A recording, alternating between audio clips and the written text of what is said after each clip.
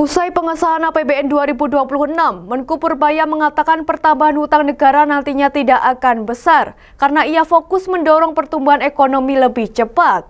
Sebelumnya, DPR sahkan APBN 2026 rancangan Menku Purbaya di ruang rapat paripurna DPR pada Selasa 23 September 2025. Artinya, antara dia bilang harus di-manage secara bijak dan kontrasiklikal dalam pengertian gini.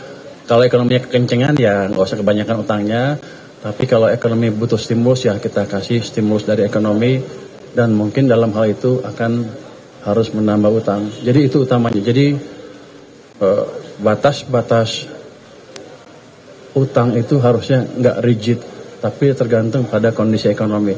Tapi kalau saya lihat ke depan, harusnya kita nggak akan terpaksa menambahkan utang lebih.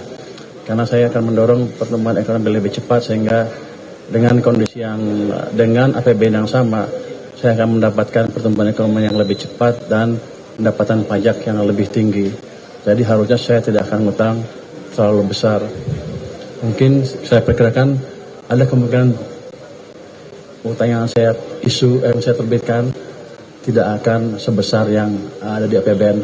Nanti kita lihat semester pertama tahun depan gimana realisasi pertumbuhan ekonominya. Saya pikir dengan memanage uang yang betul, yang baik, di mana uang pemerintah tidak mengganggu ekonomi, itu aja udah tambahan sedikit yang signifikan ke pertumbuhan ekonomi, dan otomatis ke pendapatan pajak kita.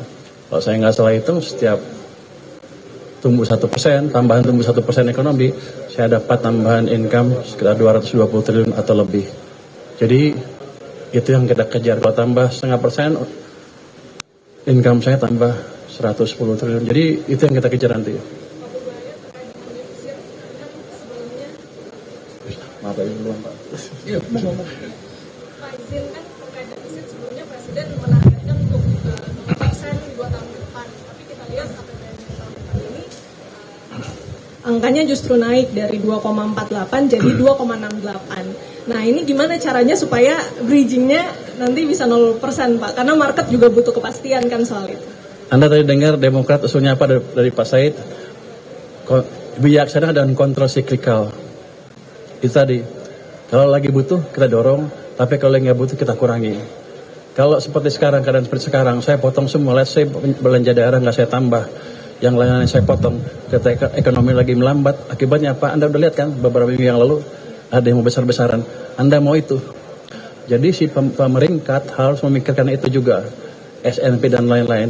Kita butuh stabilitas makroekonomi dan sosial politik untuk membiayai pertumbuhan yang lebih cepat, untuk memberi ruang bagi ekonomi untuk tumbuh lebih cepat. Kita lebih sedikit sekarang nggak apa-apa. Toh masih di bawah 3%, kita jaga di bawah 3% kan. Jadi masih amat prudent. Kalau Anda lihat ya, Anda pernah belajar ekonomi nggak?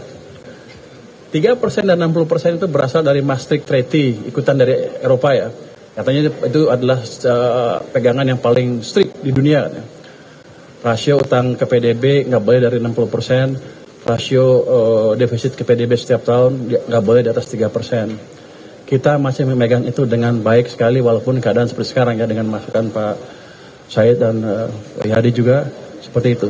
Kalau Anda bandingkan dengan Eropa gimana? Jerman aja udah hampir 100% ke PDB. Amerika 120% lebih. Jepang 250% katanya. Kita amat prudent.